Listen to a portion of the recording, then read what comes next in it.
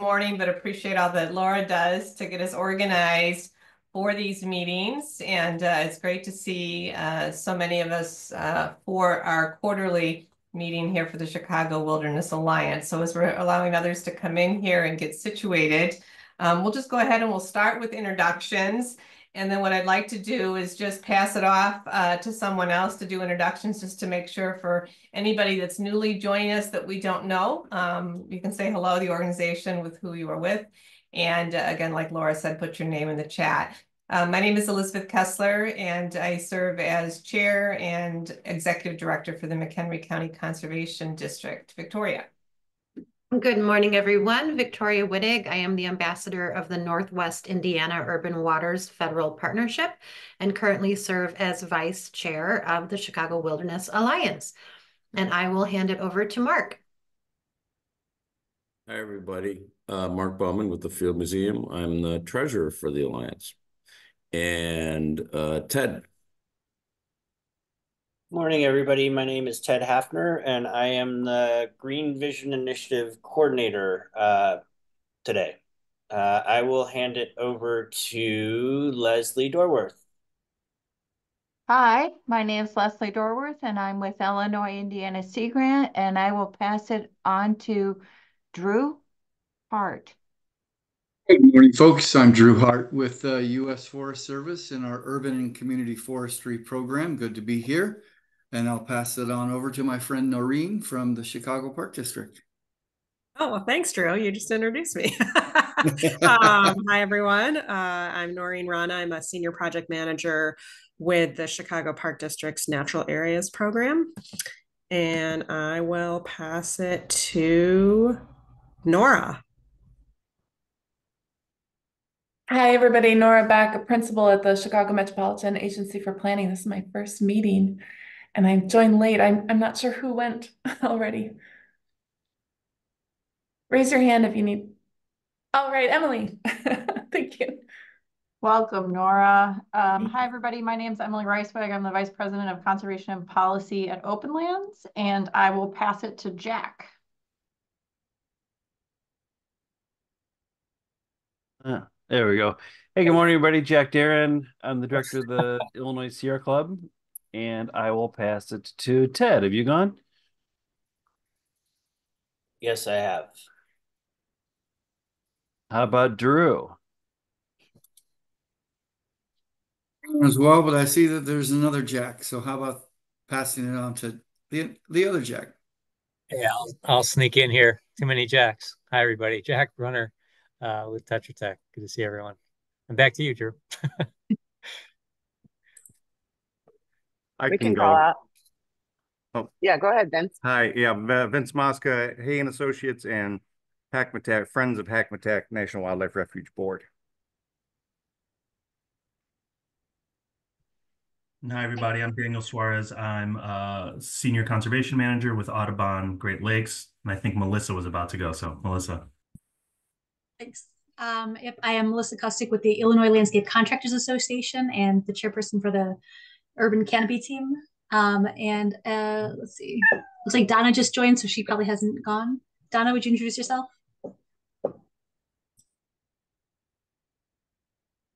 Hi, my name is Donna Prepachal. I live in Woodridge, and I'm a member of the League of Women Voters, Lake Michigan region. Welcome. Anybody else who has not gone, go ahead and jump in. Yeah, hi. Sergio Vargas. I'm the Chicagoland Conservation Manager for the Illinois Environmental Council. I'm Durs Anderson with Open Lands and a longtime fan of Chicago Wilderness. Nathaniel Pillow with Midwest Biological Survey, senior botanist. Morning, Pat Thomas with the Metropolitan Water Reclamation District of Greater Chicago. Good to be with you today. Hi, everyone. I'm Matt Flicker. I'm the planning director for Friends of the Chicago River. Good to see you all.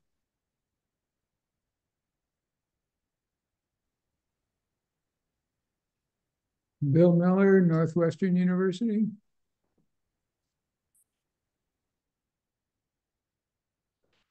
Hi, I'm Beth Beyer, Executive Director for the Technology Alliance and co-lead for Protecting Healthy Water.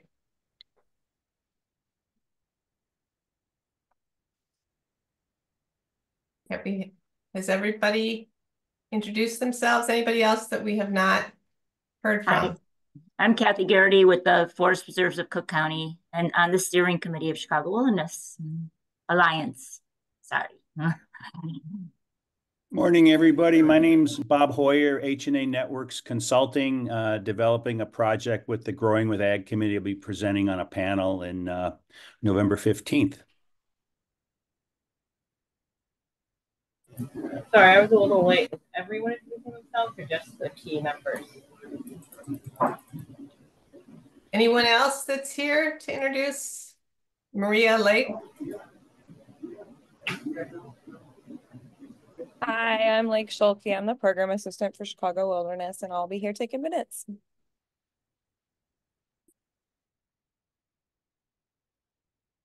Hi, I'm Jess Rednick, a social scientist with the U.S. Forest Service in the Chicago office.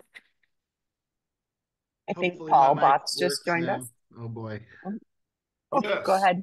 Hello, everyone. This is Paul Botts, Executive Director of the Wetlands Initiative here in Chicago. And I'm Phil Nicodemus with Urban Rivers. Awesome. Anybody else?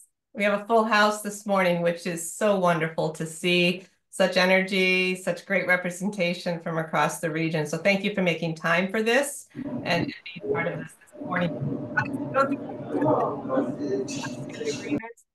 We usually start our meetings with that we're here, obviously, to be present, to actively listen and participate, give others the opportunity to speak. So just go ahead and raise your hand. And for those that can help spot, we'll make sure we recognize and so that everybody can be part of the conversation.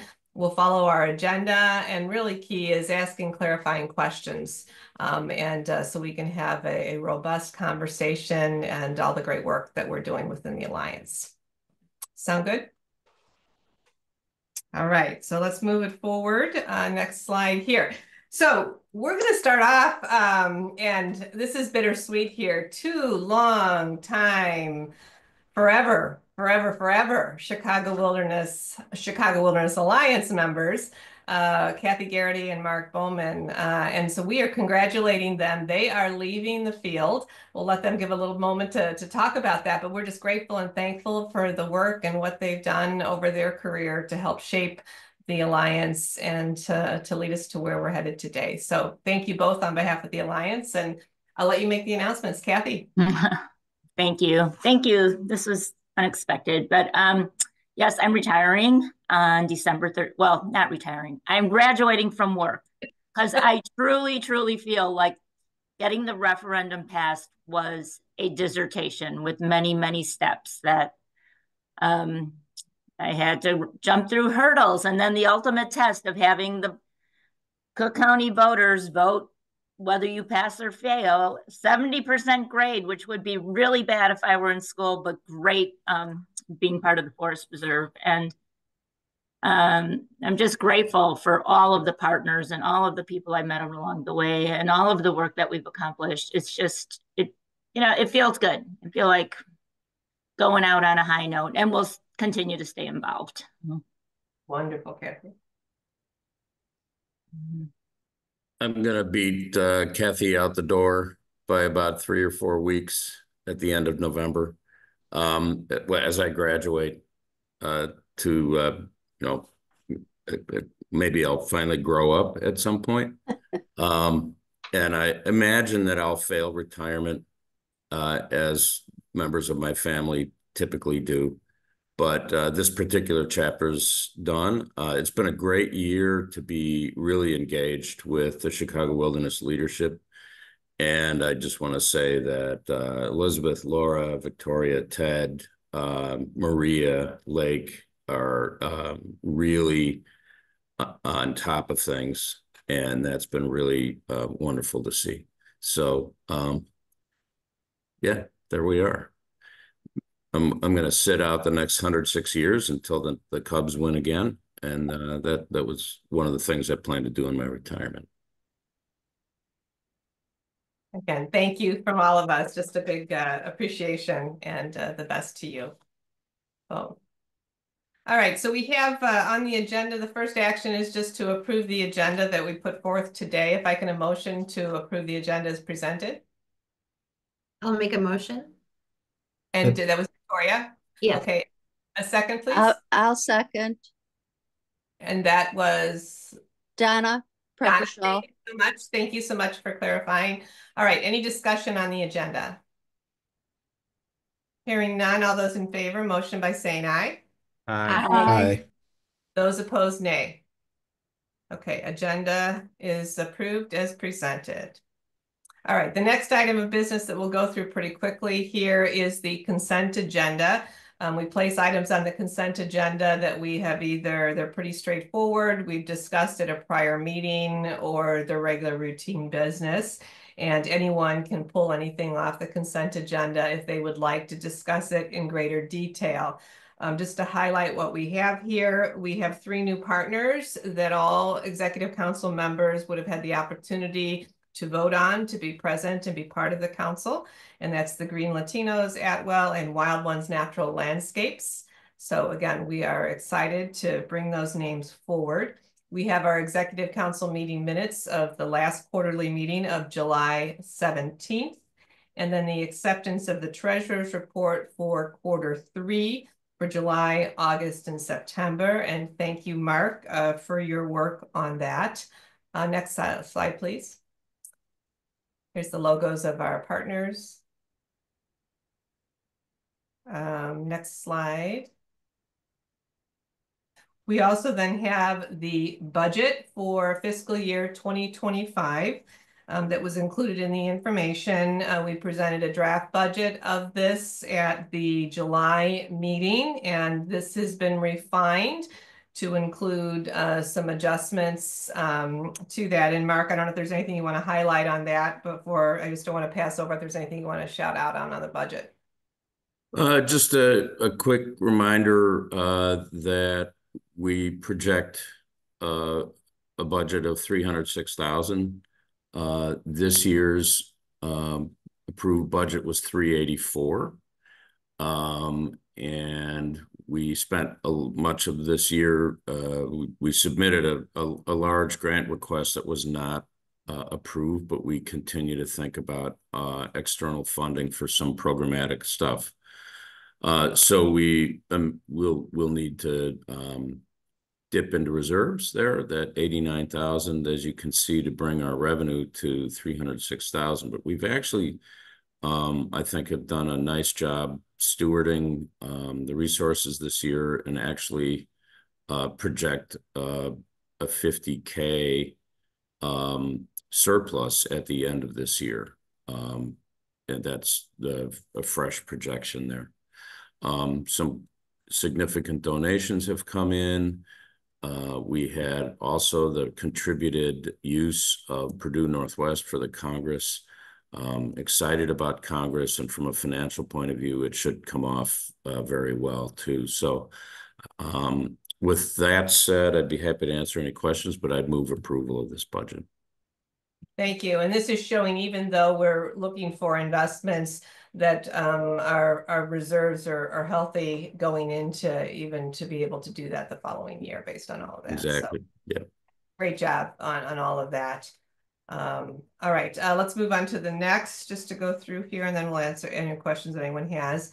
The next item was the policies and procedures and second reading. So during the July meeting, we did go through this in detail, and we did make some changes based on the feedback. So just advance to the next slide real quickly here. Elizabeth, did we need formal approval of the budget here? Was that part of the consent agenda, or? Yes, it's all on the consent agenda. So we'll go all back right. to motion versus individually. Okay, thanks. Pull it. But let me go through. Yeah, we'll get through these and then we'll circle back. Thank you. So again, the slide here, the purpose, obviously with the Alliance, we changed our name to include that several years ago. So this was just cleanup. Next slide. Our mission, which is clear, representing the 4 states: Southeast Wisconsin, Northeast Illinois, Northwest Indiana, and Southwest Michigan, around Lake Michigan. Next slide.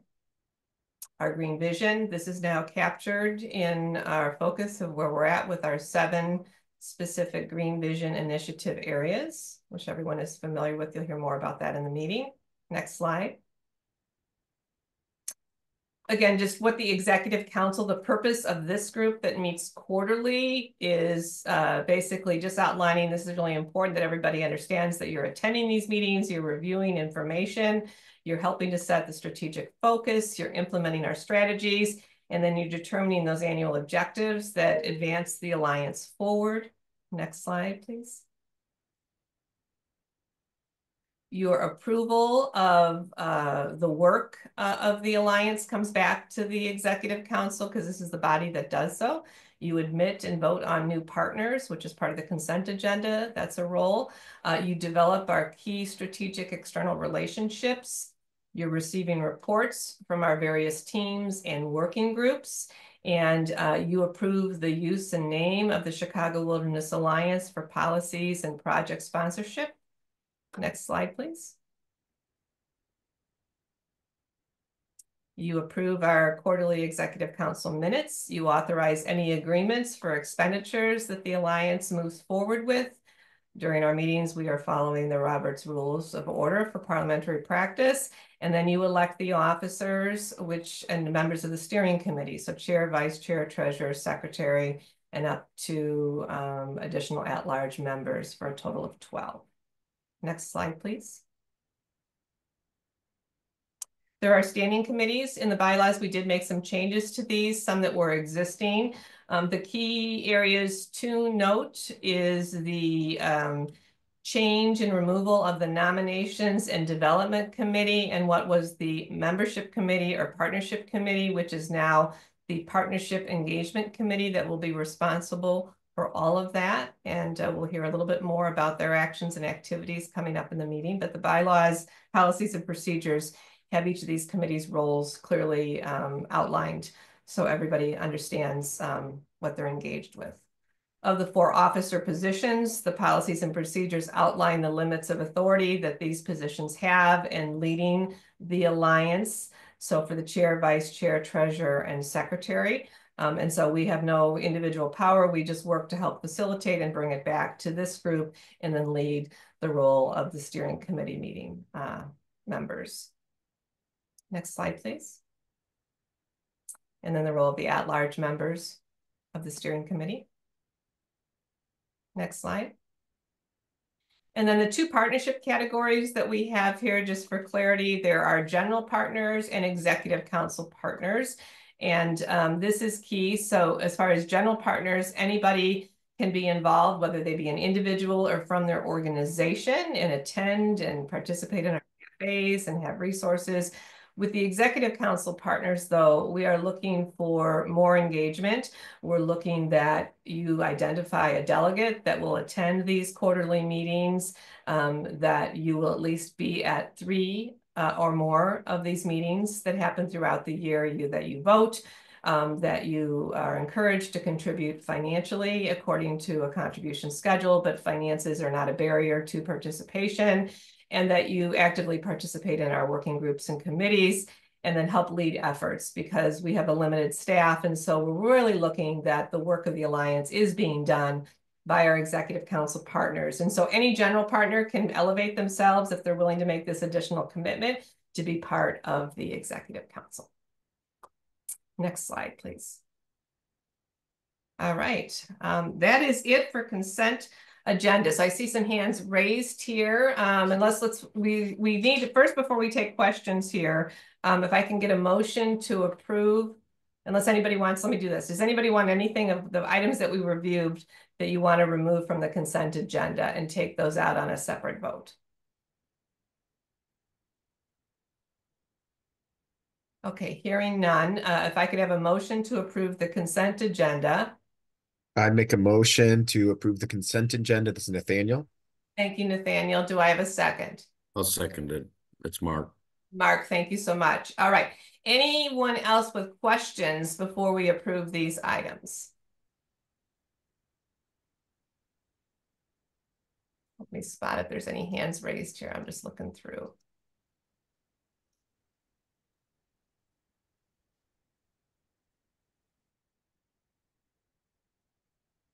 All right, I think we've got everything here. Any other clarification that's needed by any of the officers on the items presented? Okay, hearing none. All those in favor of approving the consent agenda as presented, motion by saying aye. Aye. Aye. Those opposed, nay. Okay, consent agenda has been approved. Thank you so much. That's a lot of work that has been placed into getting these basic things, I know, but really important to keep the Alliance moving forward. So thank you so much.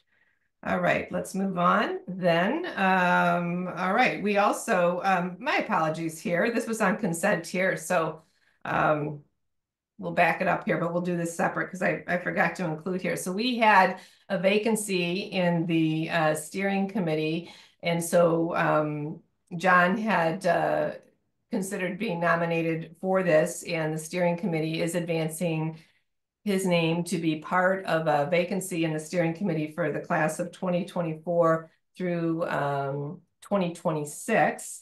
And so we'll just need a motion to accept John's placement to the steering committee. Emily, I motion to accept John Wasik to the steering committee. Thank you, Emily. Do I have a second? Second, this is Leslie. Thank you, Leslie. All right, any discussion? Okay, there being none, we'll take a voice vote here. All those in favor, motion by saying aye. Aye. Aye. Those opposed, nay. All right, John, thank you so much. Is John here with us this morning? John's with us. We are excited to have him be joining our group here. So welcome him aboard. You know a little bit more about the additional vacancies of rotation once we get to the next part of the agenda. All right, next slide, please.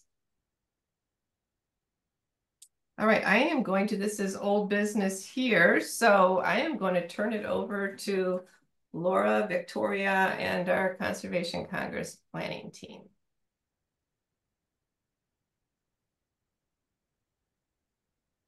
Laura, would you like to get us started? Go right ahead, Victoria. That's great. Well, thanks to Laura and her amazing team, Maria and Lake. The Chicago Wilderness Alliance Conservation Congress is shaping up marvelously. There is a theme, Stronger Together, Building a Resilient Region Through Partnerships, to be held at Purdue University Northwest in Hammond, Indiana, as we've already heard. And Congress is incredibly robust this year. It begins with a rich plenary session, followed by 4 separate presentation sessions, each with 8 presentations. So there's a wonderful selection of content for our partners to listen and get involved with. And there's also an app. Now you'll find a link to the app either on your smart device or through one of the communications coming from Chicago Wilderness Alliance. And it's highly encouraged that you download that app so that you can take advantage of everything that HUVA brings to Congress, which is helping you map out your day and figure out where the presentations you want to see are being held. As I said, there's 8 presentations happening concurrently. So there's 8 different rooms for you to try to figure out, you know, which one you're going to go to. So HUVA will help you there. And additionally, it helps with networking and digging into content. In addition to that, there is going to be, a 2-hour lunch period where folks will be encouraged to pulse through to accommodate the capacity limits of the cafeteria there. But there will be networking sessions happening at the same time, as well as nature walks offered by Purdue University Northwest's landscape manager, John Bachman. And then at the end of Congress, there will be a wonderful reception with hors d'oeuvres and beverages. So more networking opportunities. And we think it's going to be absolutely phenomenal. PNW has also provided a suite of their Honors College students to be our point for tech in each of the classrooms, and will help with wayfinding throughout the day. So PNW is really leaning in to support the Chicago Wilderness Alliance Congress this year. And I think that's about it. I probably missed a bunch of things, Laura, so I'll hand it over to you for anything else. No, that was wonderful. Thank you, Victoria. In spite of the generous volunteers that are being provided through PNW, we do have some slots for some volunteers throughout the course of the day to help with registration, perhaps coat check and tearing down some of the tables. So there's a volunteer form. If anybody wants to share this with their staff, that would be excellent. We have some cool free t-shirts for all the volunteers that day. And also, we have the field trips. One is sold out on November 14th. That is the full day Northwest Indiana field trip. But we have an additional half-day field trip in the Calumet region that has about 15 to 20 more slots.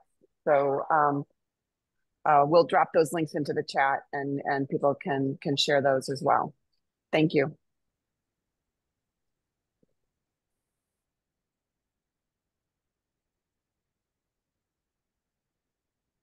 I also do want to give a shout out to our really generous sponsors who are making this day to support this day. It's going to be a really great event, but there are still sponsorship opportunities available if you'd like to join us. Thank you, Laura, Victoria, Maria, Lake, everyone that's sponsored and is partnering and put their submittals to present. It's going to be amazing. And I just, again, want to thank Victoria and everyone from Northwest Indiana. Really excited to transition this and be able to incorporate additional areas of the Alliance and those field trips that have been added to be part of that, and the donation to make those all possible at no cost. So thank you, Paul, for your efforts on that. It's amazing. So going to be a great Congress. With that, I'm going to turn it over to Ted, who has been leading our GVI Green Initiative teams, and can lead us through this next process. Thanks, Elizabeth, and good morning again, everybody. I'm going to give you a little bit of an update on the Green Vision initiatives. My coordinator role started in April, and there's been a lot of sort of painstaking background work in the process to sort of get us to this point. As you've heard today, with the retirements of Mark and Kathy last year, we also had a lot of retirements, and there's been some initial sort of turnover in the Green Vision Initiative teams, and I'll get to that in a second. But focusing on a lot on overlap and strategy so that we can do more with less. We recognize that there are a lot of meetings, and we want to make these overlapping and symbiotic as possible. So there's been sort of a lot of background thinking as to how best to do that with the 7 or 8 goal teams as they're listed here.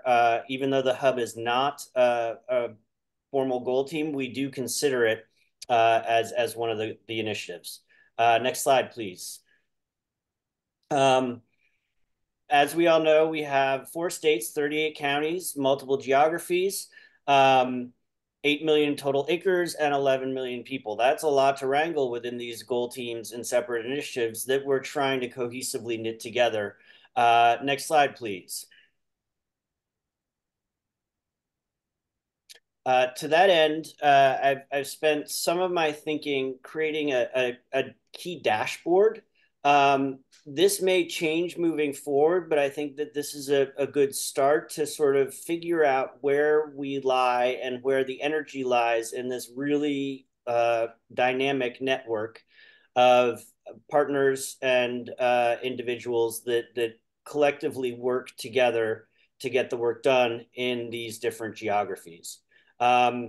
So the keys for the dashboard are leadership, which is green indicates two co-leads present, yellow is one leader present, and red is a vacant leadership. The second one is around energy and conservation. As we know, a network dynamic, we try to go where the energy is and where the momentum lies. So in this respect, if it's green, the group and topic has active engagement and quite a bit of energy. If it doesn't, it has a yellow. And if there is very limited energy or capacity in the conversation, it's a red. Meeting frequency is pretty simple. We have a simple metric that is a goal group or an initiative group meets 4 times a year. That gets a green. If it's 2 to 4 times a year, it gets a yellow. And if it's less than that, it gets a red. And then our final metric for now is funding potential. If the project partners in alignment for funding are identified and there's a path forward that's known, it gets a green. If it's a little bit murky, it gets a yellow. And if there's no known or obvious strategy or pathway forward for funding, it gets a red. You're going to see this a couple different ways. I'm going to run through it sort of each individual Go team. And then at the end, you'll see the collective stoplights together. Please do stop me along the way if you have any questions. Next slide, please. Okay, so initiatives 1 and 2, managing healthy landscapes and growing with agriculture. Currently, group 1 has 2 co-leads present, so they're green. They do have quite a bit of energy and good conversation surrounding invasives and prescribed fire in the urban tree canopy. They do meet 4 times a year, and they are great meetings, usually off-site with field trips, and I highly recommend attending those meetings because they're fantastic. As you'll see with most of the initiatives, the funding alignment is sort of clear, but it could be clearer. For growing with agriculture, we've had some leadership challenges there with capacity and sort of initial hands raised to get the ball rolling. But now those leaders are starting to step away back towards their formal chosen career and jobs. An excellent example of this is Daniel Suarez, who has done great work initially raising his hand, but as we all know, he's a land manager and he's not really in the ag space. So with that, we have found Michelle Blackburn as the lead to take that forward. We're looking for a co-lead that we may have opportunities to keep Tim Brennan. We're not sure, and we're discussing that actively right now. But for now, Michelle Blackburn is carrying the weight on that, and she is new. So I want to thank her and applaud her efforts to step up for that conversation. The conversation and energy are present. We have a couple of main projects going on, but the group has not met since fall of 2023. So there's a little bit of challenge there. And that's mostly to do with the leadership capacity. We are exploring alignment for funding. So again, that's a yellow. We think there are opportunities there, but we're getting organized around that. Next slide, please. So then groups 3 and 4, we have prioritizing green infrastructure and protecting landscapes for biodiversity conservation. Right now, the group 3 has 1 leader present in Lindsay Vasic. We are about to have our first meeting actually next Monday. And that's a sort of a soft launch for a number of reasons. The green lightning bolt indicates that there is energy. Through the growing Chicago network. They have been carrying the bulk of the weight of this, and they're focused on rights of ways and pollinating rights of ways. And they've really gathered tremendous traction in getting partners from rights of way organizations into a room. But where we want to explore carrying that further into more traditional green infrastructure topics. And I think the strategic discussions behind that is merging active native landscape components, invasives removal, and trees into that group. The Growing Chicago meets twice a year, but as I said, we're looking to get the green infrastructure group more active and meeting, and we do have a soft launch on Monday. So please attend that if you're interested. We've sent out a number of sort of soft invites to see who we can get, and we're really looking to energize that after Congress, probably in the new year. Again, the Growing Chicago has been great in figuring out this group, but as they look to pollinate rights of way, there is a funding challenge, and we're working through that with them and supporting that with them. The Protecting Healthy Landscapes, as you just heard, that was headed by Kathy. She is retiring. So I have asked Amy Dahl from Friends of Illinois Nature Preserve to step up. We have one leader present under that. So we're looking for another. I know that there are side conversations about protection and policy that exist. We're looking to somehow knit those conversations together, and those discussions are underway, so that gets a yellow. This group, because of Kathy's capacity and Ben Haberther's capacity, who is the other leader, hasn't really met because, as you heard, Kathy has focused her attention on other larger things like referendums and then figuring out what to do with the referendums since they were successful. And then right now, because the conversations are active but murky, we don't really have a funding mechanism moving forward, but we hope that that will change soon. Next slide, please. These two groups, the Increasing Equitable Access to Nature and Taking Climate Action, have two hearts, because these are the teams right now with the biggest cross-cutting themes for Chicago Wilderness in terms of diversity, equity, inclusion. We've spent a lot of time and energy focusing on trainings and implementing strategies to think about mentorship and succession and really getting that new generation of leaders who are much less looking like us into the room and active within Chicago Wilderness. So that's why that's cross-cutting. And then climate is cross-cutting because it's climate. And in my mind, climate change and climate change solutions are related to everything. And we're looking at a resilience umbrella for all of the goal teams. So Group 5 has one leader present, but the capacity, their capacity is stretched. They are getting married, they're in grad school, and they have a full-time job. So what we have sort of done with that is to have them be more of an advisor that we meet with a couple times a year to explain what's going on, pick their brain, and offer solutions as we move forward with this group. You'll notice the lightning bolt is green because we do have a lot of energy and action around our DEI trainings, which has been great. And we're currently undertaking a training on Native peoples called Indian Country 101. We are also working to help support an Indigenous Climate Summit in January of this year.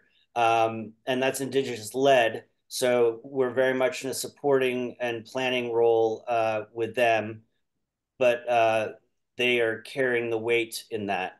And then alignment with existing partners for funding, again, potential exists, but way forwards are murky and we need more thought in this.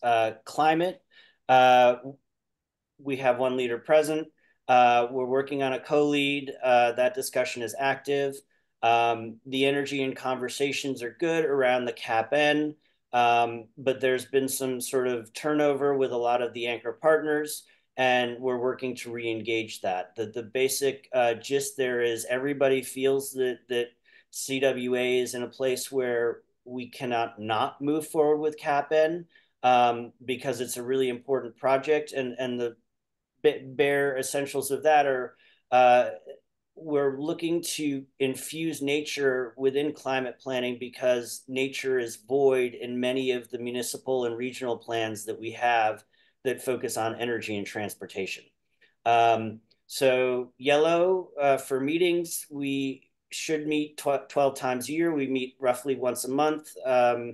with leadership meetings every two months and then a quarterly meeting. We haven't exactly stuck to that schedule for a couple of reasons. So I gave that a yellow. And then it's a red for funding because we were pursuing the NOAA grant. And as many of you know, we did not get the NOAA grant. So we're looking at new strategies for funding along the way. Next slide, please, Laura. And then that brings us to our last two teams, protecting healthy water. The wording is not correct, but the color is, and I want to applaud Beth Beyer and Phil Nicodemus for stepping up into the leadership positions for this group. This group has been sort of leaderless for about a year. We had a lot of good conversations about finding a leader or leaders, and Beth and Phil have graciously raised their hand. So that's a green. I will change the wording. And then also the energy and action surrounding the watershed conversations and water conversations in general are very high. That group held its first meeting on 9/26 or thereabouts. And they have a quarterly meeting scheduled for all of 2025. So that's a green, and all of these were yellows or reds the last time I gave this report to the steering committee. So I'm really happy about this. And then again, yellow is looking for funding. I think we have a lot of great ideas. We just need to make cohesive strategies and figure out how to weave that tapestry with the other goal groups and opportunities that exist. The last group is the hub. With Mark's retirement, we will have one leader currently present and Mark Johnson. He does a fantastic job, but we could use more support there. Energy and conversations are great because it is the hub and it's central to our data collection and all we do. And I think you'll see that bear fruit at Congress, where there will be a lot of hub action and a couple presentations. They meet monthly now. This was a yellow because of summer fieldwork season. Historically, they have trouble meeting over the summer because of fieldwork. But now that we're back in sort of the academic year calendar, they do meet monthly. And I believe that meeting is next Monday also. And then, unfortunately, they were part of the NOAA grant too. So there was a large portion of that was not recognized or realized, but there's also, as of hot off the presses a couple days ago, DePaul is looking for applications for community partners for GIS work and strategy. So that's why that has a yellow, because I think we're going to pursue that. And we've had a pretty good relationship with their GIS and geographical department there. Next slide, please, Laura. Okay, so here's that stoplight that basically shows holistically all that I ran through. Each one is carried by line and then horizontally and then vertically by goal group. And then you'll notice that they're sort of outer circles that represent basically what the goal was before this meeting. And then at the bottom, I have sort of kind of tabulated the spotlights so that you could see progress or non-progress. We started this in Q2 with the steering committee. That was the first time they saw it, was like in July-ish, I think. And then, so at that point, there were 5 greens, 20 yellows, and 7 reds. We're now into Q3, and we now have 12 greens, 15 yellows, and 5 reds. So I think there's good progress here. Again, it's pretty subjective, but it does give, I think, what is a good snapshot of the goal groups and the GVI initiatives over time and space. Do I have any questions from anybody? Yeah, those are just my own slides. Sorry, I forgot to take them out.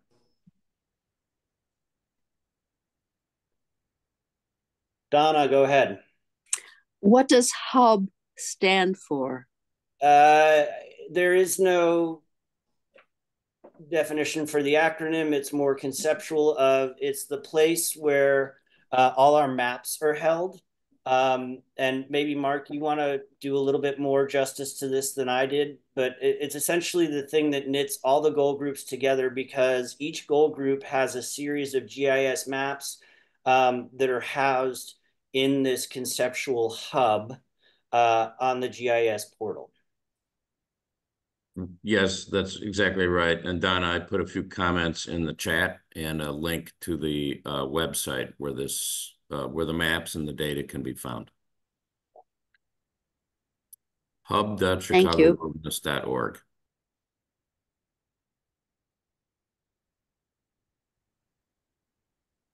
All right. Any other questions for Ted or any of the GVI teams? I just want to say thank you, Ted, for creating and working collaboratively to get that dashboard together. Your highlights, it shows definite progress, and we know through the Alliance what ebbs and flows with different energies and initiatives, and just looking for team members to lead these. So there are opportunities for others. If you've heard something today that you'd like to get involved with the team and your organization is not, but you see that you have an opportunity that you'd like to get involved, you're welcome.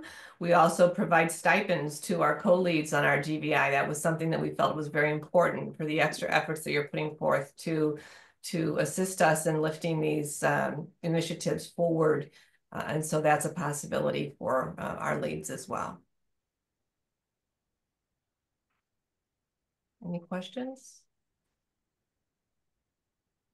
All right, we'll move now into our building a resilient region through partnerships that we're stronger together. And one of the initiatives that we've had on the docket with many for this year was the CAPN 2.0, or the Chicago Wilderness Alliance Climate Action for People and Nature. And I just wanted to give a brief update of where this is. Ted, through your report, you did highlight with this. And so I just want to share that this is an important initiative of the Alliance. We appreciate the efforts of the Nature Conservancy to provide funding, as well as we had a generous donor also provide money to do this climate work.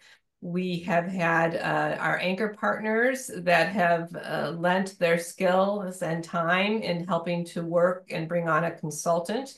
So we've had our consultant, make sure I get it right, Collaborative Connections. Did I say that correctly? Everyone that has been helping through the phase 1 and doing outreach with the different communities. We will be holding the steering committee and then our anchor partner leadership, just a realignment of where we're at, kind of setting up some guidelines of how we move this forward going into the next year. And so we just recently, yesterday actually, Laura sent out an invitation inviting that team together. And then we will be able to report back to everyone in January of our next steps. In addition, at the Congress, CAPN will also have a session. And so anything you want to highlight, Ted, on that? Yeah, so there are a couple of opportunities here, and I'm not just gonna. Okay, I'm gonna breathe, take a step back. Yes, please. Thank you, Elizabeth. So there are a couple of CWA Congress presentations that are goal group specific. This is one of them. And what we hope to do is report where we've been over the last couple of years, where we are now, and where we hope to be moving forward. In some respects, this will be a call for community member participation, as well as a review. So we hope to inspire that ability or desire for community members to step up to co-design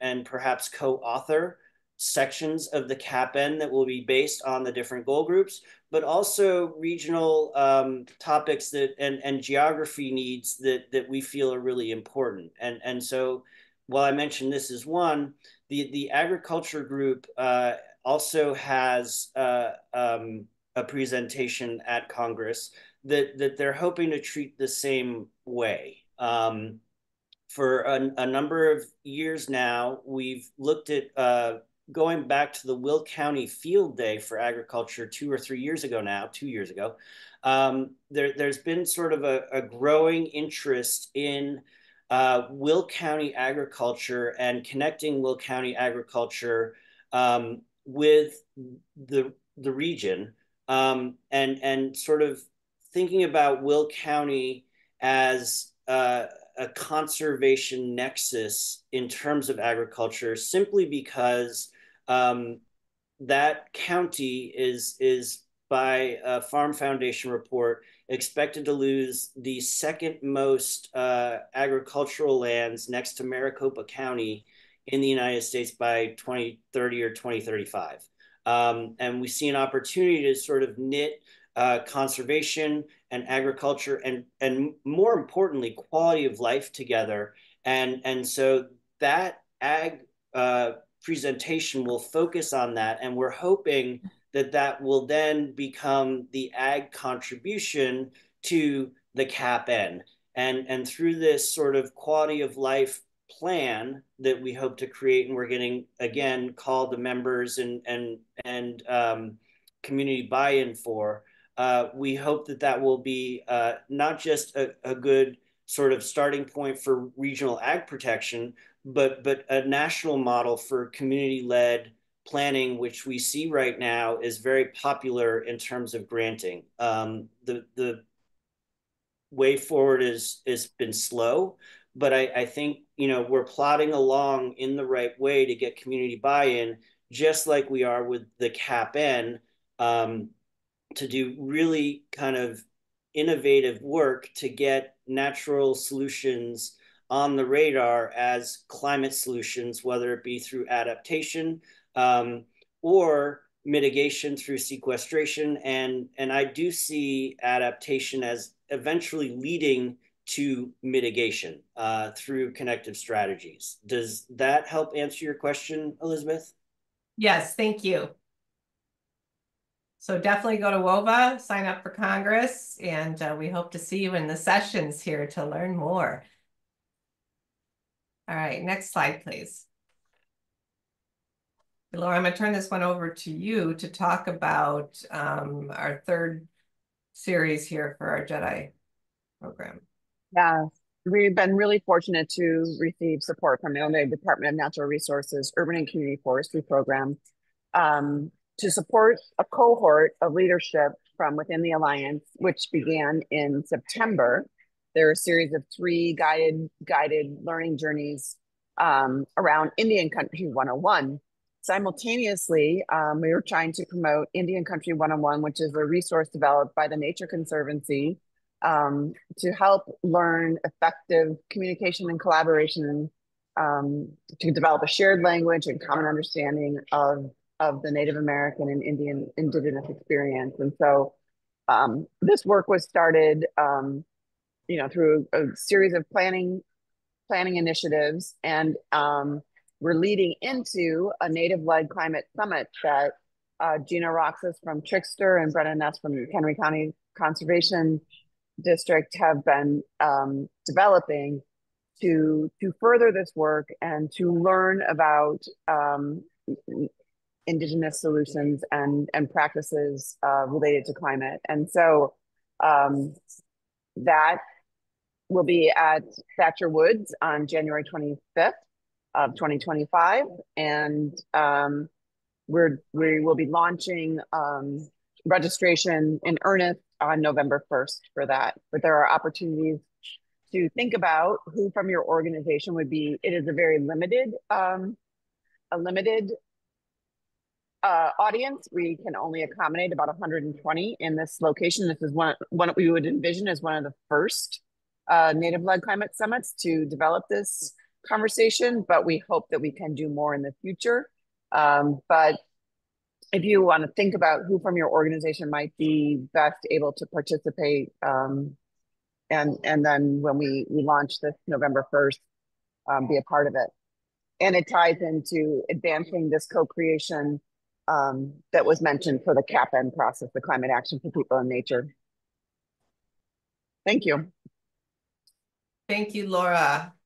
Lake, if you want to end the slideshow, I think this is the last slide on the slides that we have for this meeting, from what I can tell. And did anybody have any particular questions on the native lead and the work that we're doing with the Jedi training? I hope everybody can participate in that free online program. It's just really exciting that we're taking the time to build relationships and how much we're growing through these experiences. And learning from one another.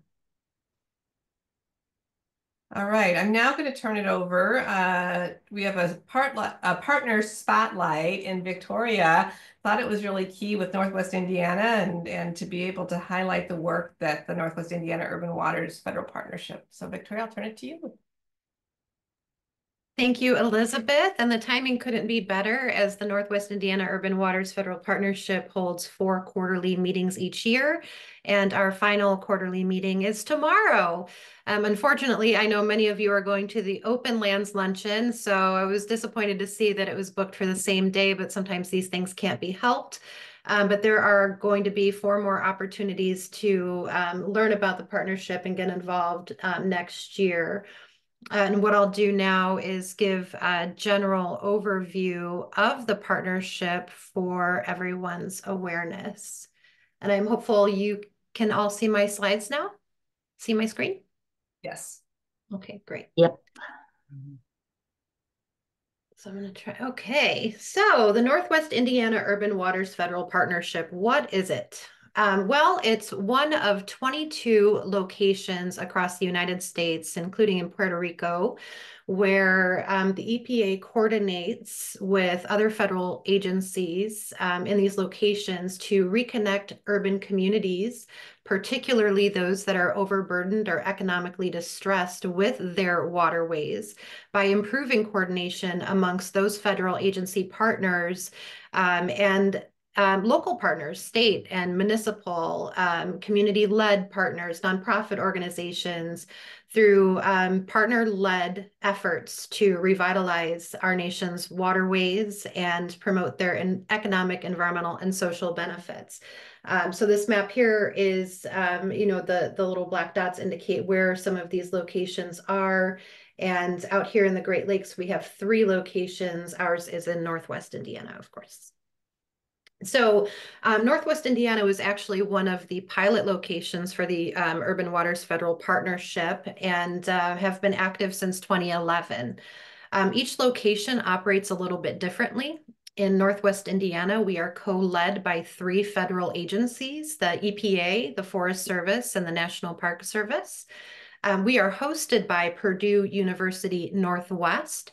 So the EPA packages some funding with the Forest Service, and the Forest Service activates a shared agreement with Purdue University Northwest, which provides the ambassador, which is me, a place to call home and operate from. So PNW is my home base, and why I'm thrilled that we're able to utilize that wonderful space in Hammond for the Chicago Wilderness Alliance Congress this year.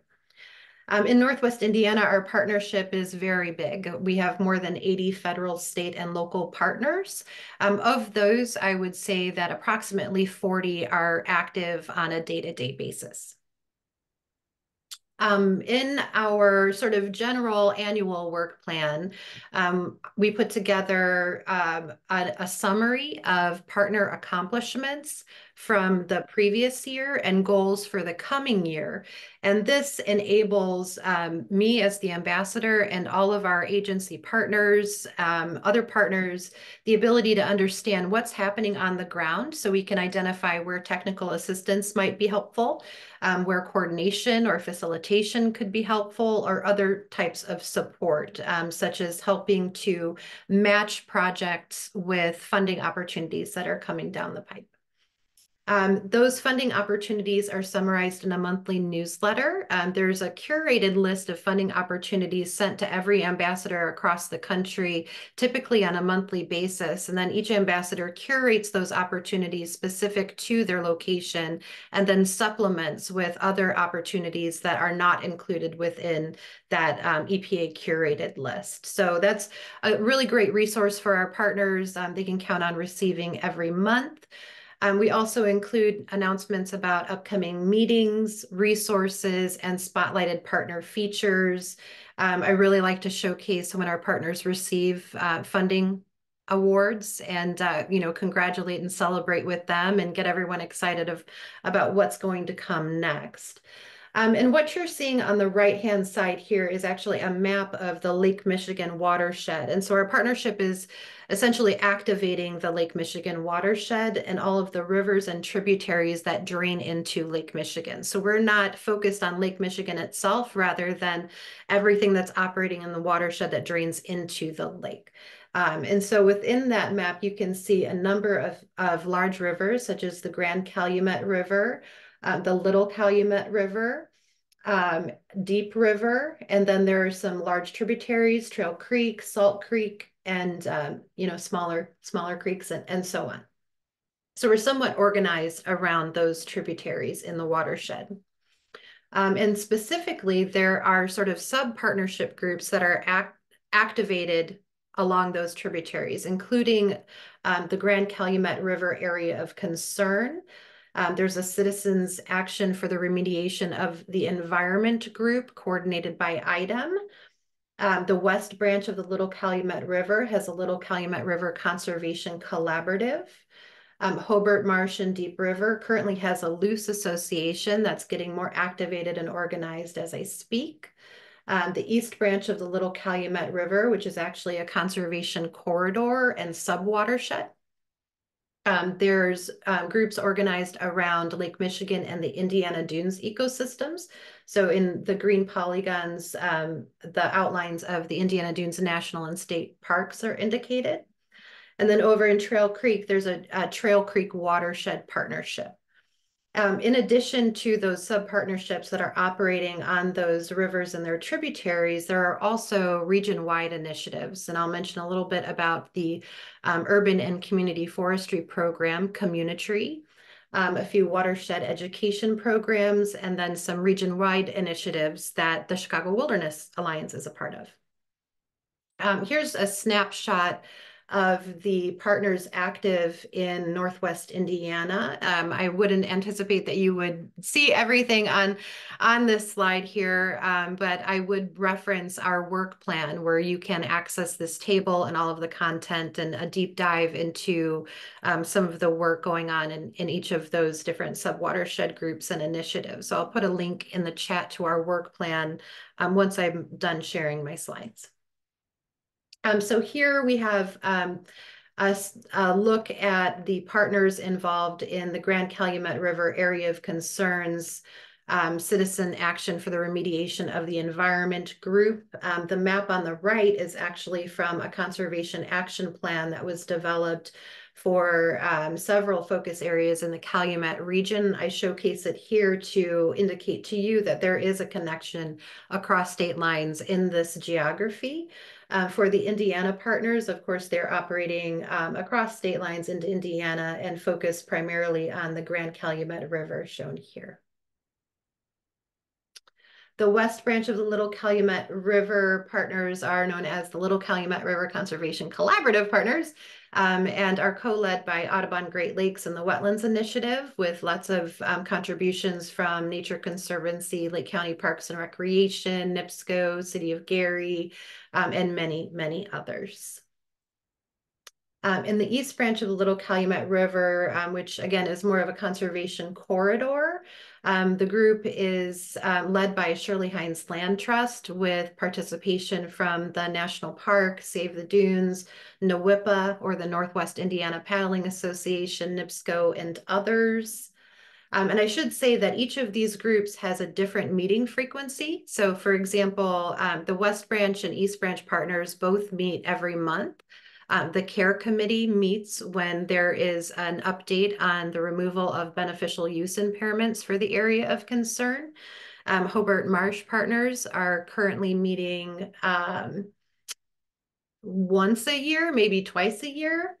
The Indiana Dunes Ecosystems Group is called the Indiana Dunes Ecosystem Alliance. They meet quarterly, co-led by Save the Dunes and the National Park Conservation Association. The national and state parks are involved in this, as is Shirley Hine Land Trust, USGS, NIPSCO, Audubon Great Lakes. And I feel like there's someone missing from this list. I'll have to look again.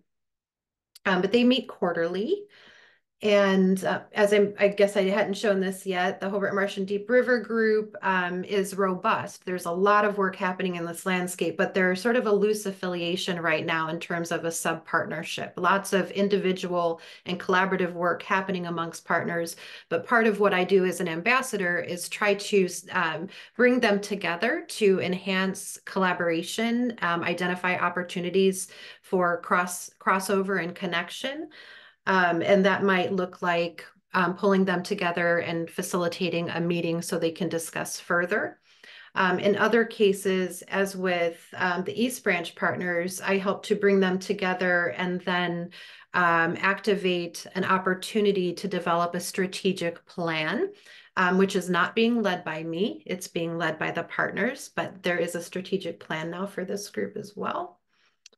The Trail Creek Watershed Partnership is one of our gems in the region. This is a really grassroots partnership with a lot of contributions from Michigan City departments, IDEM, the DNR, the Coastal Program, the Unity Foundation, USGS, National Park Service, EPA, LaPorte County Soil and Water Conservation District, Potawatomi Park, which is a community within or sort of surrounded by Michigan City, and many others.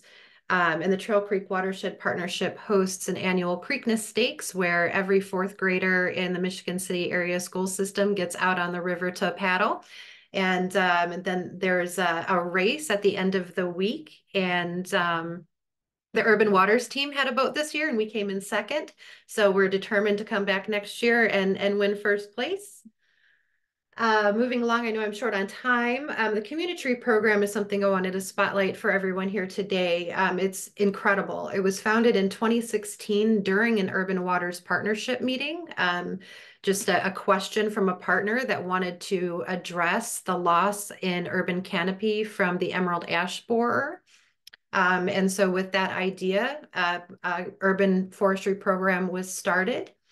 And since that time, the partners involved have planted more than 11,000 trees, engaged over 2,500 volunteers, trained more than 40 youth in urban forestry, partnered with most of our communities in Northwest Indiana, held more than 23 urban forestry trainings, and have accessed over $5 million in funding support, both federal, state, local, matching, you name it. The partners involved in Community are the Student Conservation Association, our Regional Planning Commission, NERPC, Wildlife Habitat Council, Delta Institute, the DNR's Division of Forestry, and their Urban and Community Forestry Department specifically. More recently, the Indiana Arborist Association, who are launching the first ever Arborist Apprenticeship Program in the state of Indiana. And one of our Student Conservation Association crew members has been hired as one of the first apprentices. So we're excited about that. Nature Conservancy and many others. Pretty much every municipality, for-profit partner in the region is somehow involved in community. We're just kind of wrapping up here, watershed education programs. There are many happening in a variety of different incarnations led by Dunes Learning Center, Trail Creek Watershed Partnership, NWIPA, our paddling association, and Illinois Indiana Sea Grant. And then when we go across the region into other initiatives, of course, there is the Chicago Wilderness Alliance. So currently I serve as vice chair and try to represent the interests of Northwest Indiana as best I can. And in this current year, that has turned into helping to bring the Conservation Congress to our PNW's Hammond campus. There's also a Calumet Land Conservation Partnership, who is the group responsible for the suite of maps that were shown in earlier slides. And then there's also a Water Pollution Prevention Roundtable, which focuses on creating a culture of pollution prevention, specifically focused on our nearshore large industries.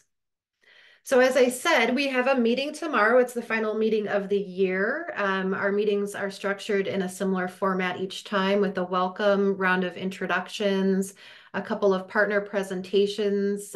Tomorrow we have a presentation from Grace Bassett from the Indiana Department of Health on Indiana fish consumption advisories, and a presentation from Sam Belchick from the U.S. Army Corps on their Civil Works program. Our meetings then end with a round robin of partner updates and announcements, which is a wonderful opportunity for networking and getting the word out about the exciting things happening for each partner organization. So you are more than welcome to get in touch with me to learn more and connect. My email is there. I will also drop it in the chat. And I hope I didn't go too much over time, Elizabeth, but that's all I have. Thank you, Victoria. Awesome. Great to see and to really talk about all the partnerships and the great work that's happening in Northwest Indiana and your efforts to host and bring the Congress that direction. And we are hopeful that we can continue to highlight the different partnerships. Back in July, when we held the meeting in McHenry County, we focused on the partnerships part of the Hackmatack National Wildlife Refuge, which was Wisconsin and Illinois. And so again, as we all work collaboratively, we would like to have opportunities going forward for you to tell us a little bit about the great work that you're doing. Any questions for Victoria? All right, thank you. We'll move then next into new business. And I'm going to turn this over. We renamed the nominations and the membership committee to the Partnership and Engagement Committee. And Victoria and Mark have been leading the way here so that we can find some cohorts to lead this new team. I'll turn it over to you, Victoria and Mark. Thank you, Elizabeth. And Mark and I do have an update. We have been searching for 2 co-chairs that will lead the Partnership Engagement Committee, and have the great honor of bringing Drew Hart's name forward for consideration by the Executive Council. For those of you that work with Drew, he is a champion for diversity and is always encouraging us to really to walk the walk when it comes to making sure we've got great representation, both regionally and personally, ethnically, in every context. So we really couldn't think of anyone better for the role, and are very excited that Drew has graciously accepted the charge. We are still searching for the second co-chair and are very nearly there with confirming that second co-chair. And so we'll have to advance that through a different mechanism, Elizabeth. But if it's all right with you and the rest of the Executive Council, I'd love to put Drew's name forward for a motion to be advanced onto the Partnership Engagement Committee. And I might be getting ahead of myself there. So Mark, if you have anything else that you wanted to contribute. Sounds great, Victoria. So we have a movement. That's awesome. Do we have a second? A second. Second, thank you, Nathaniel. All right, any further discussion? If not, I'll call here the question. All those in favor, motion by saying aye. Aye. Aye. Those opposed, nay. Aye. Great. All wonderful. Thank you, Drew. Thank you, Victoria and Mark. I'm very excited. This is really going to be helpful, not only of scoping, just as said, within our guidelines of policies and procedures of representation, but as we welcome new partners and engaging them into our work plans so that they feel a sense of belonging and welcomed, and that we're representative of all the individuals and partners that we serve within our communities. So again, thank you for championing that for us. Absolutely. And I just wonder if maybe Drew would like to say a few words, maybe give a little bit more background about what he does and any other thoughts he wants to share. Awesome.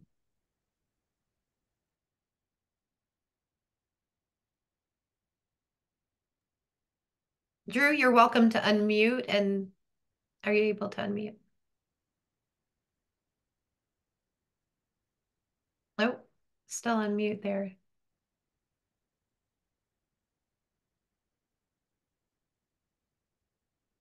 I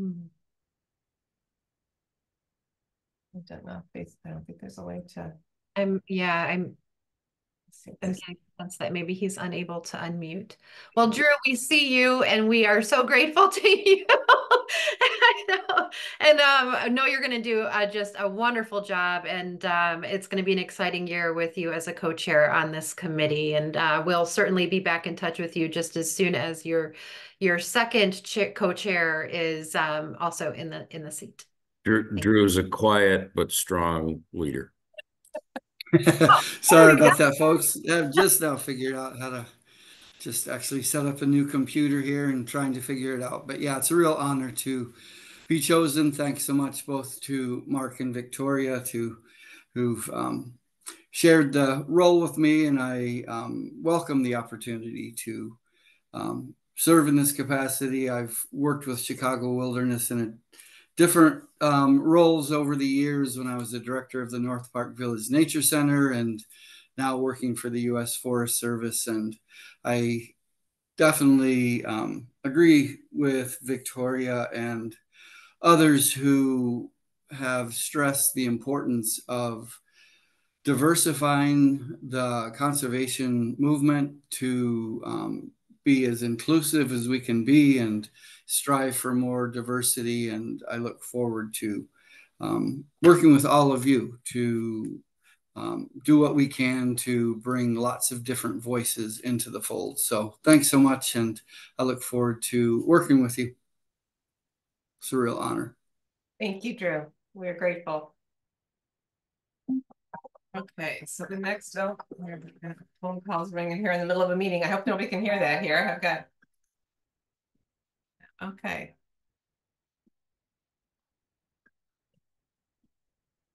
Sorry, everyone here. That's the amazing part with computers. I could be reached everywhere. All right, here. My apologies here. My phone's ringing. I don't know if you could hear that through the computer here. So the next item I just wanted to go through here was a meeting schedule and the format for next year. So let's see if I can share here of where this is at. And this was on the session lab for everyone to take a look at. So we usually set the calendar year, quarterly meetings, keeping to the same cadence of January, April, July, and October. As you remember, pre-COVID, we did meet in person, and now we've been able to have these online meetings, which makes travel and the ability to connect very easy and effective to get our work done. But also, we're social creatures, and it's really important to build those relationships, particularly if we're going to create a welcoming, belonging environment. So what we're proposing is that our April and October meetings be in person and with a social networking opportunity. And I'd like to suggest to the council a change in meeting time so that we can facilitate the opportunity to pull together, to do our business, to get updates, and then provide some opportunity for some social networking that could occur afterwards during those times. You know, in certain areas across the country, they have what they call green drinks or however, but not necessarily direct. We can come up with a real captivating name of how this is going to be, but allowing all of our partners to kind of be not just executive council members, but other partners that are part of our organizations to be there and to connect with everyone. So that's the proposal to go forward for the upcoming year. So I would entertain a motion or a discussion on that format from the council.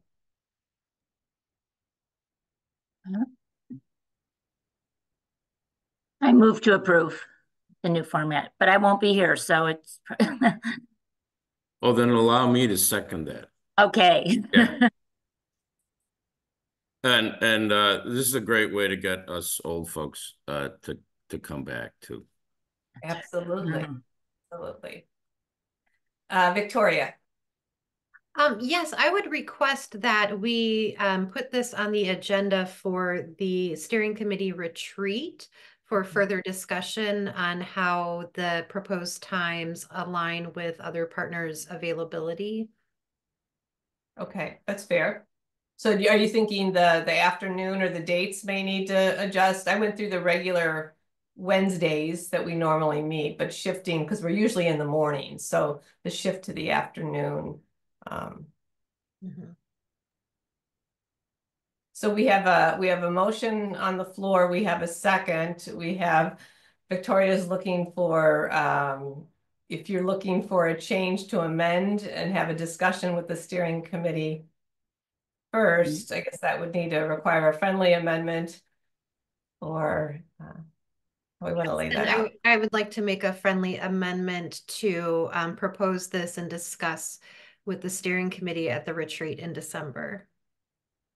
I agree with Victoria on this. This is Nathaniel.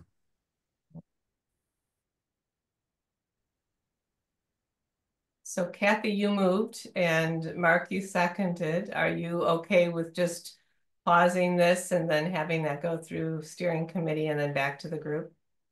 Yes, that. Sure. Yep. Let's take a pause. Okay, so I'm going to suggest that we table this if I can. Just we'll table the action.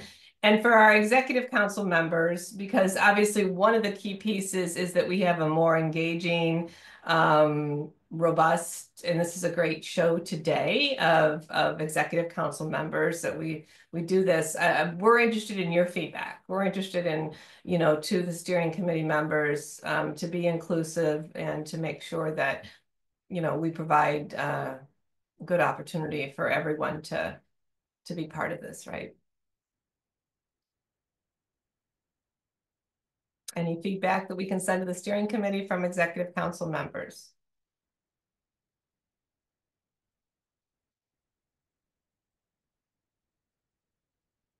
Yes, Beth.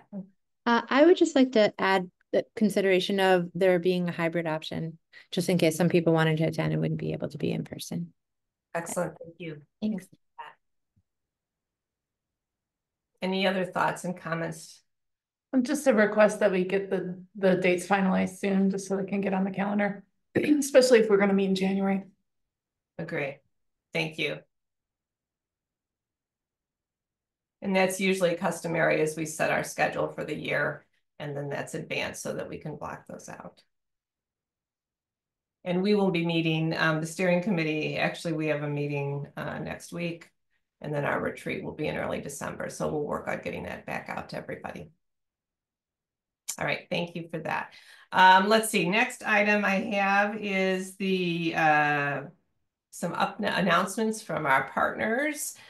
So anyone that has anything special that they would like to share with the group. I do know that there are many, at least in Illinois, and others could speak, there are many ballot initiatives on November 5th that align with our Green Vision initiatives. Anybody want to highlight that? Emily? Yeah, I can speak up on that front. I have the pleasure of working on two of those fantastic ballot initiatives for Lake County and McHenry County. There's also ballot measures in Kane and DuPage, and exciting that Will County already passed theirs via a board vote in August for a $50 million bond. So all told, this would make about a $720 million investment for nature in our region if these ballot measures pass, plus Will County. And that is on top of the almost $1 billion that Cook County Forest Preserves voted yes on in 2022, over 20 years. So needless to say, it's a really big deal. I'll put the websites to the Vote Yes campaigns in the chat. But if you know anyone in those counties, please, please, please have a conversation with them, send them an email, a text, and just encourage them to vote yes. All of these, I believe, are on the back of the ballot. At least Lake and McHenry are on the back of the ballot. So also get folks to finish their ballots or at least answer that question, because drop off is real. We really hope for success in our region. I think if we do see success, that only helps our efforts in going after potentially a statewide funding mechanism in the future. So it's not just important for our region, but important for statewide efforts in the future. Thank you, Emily. Any other announcements, Paul? So I have a personnel announcement, which will be of interest to this group. As many of you have heard before, Gary Sullivan, who's been the longtime head and really in some ways developed TWI's expanding restoration program. For a long time, his title was senior ecologist. More recently, we've rewritten it to catch up with reality, and it is now restoration program director. Gary is retiring. That retirement date has been pushed back a bit into early in the new year. But the reason for that is that we have identified our new restoration program director. His name is Peter Goodspeed, and he is currently the director of natural resources at the Champaign County, I don't know the exact, Champaign Forest Preserve District, or is it Champaign Forest Preserves? I'll have to look. Anyway, he's been there for a number of years. He has a technical background in restoration ecology. He used to work at the Great Lakes National Research Lab, some folks are familiar with, and a couple other places. He will be joining us officially the first week of December. So, and obviously we'll be getting involved with Chicago Wilderness, among many other things. So that's just a heads up. Look forward to meeting him probably early in the new year. Thank you, Paul.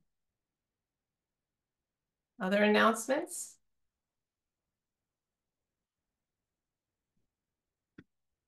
We too have had changes in our senior staff at the McHenry County Conservation District. As you know, Ed Collins retired last month after 33 years with the Conservation District, and we've promoted from within.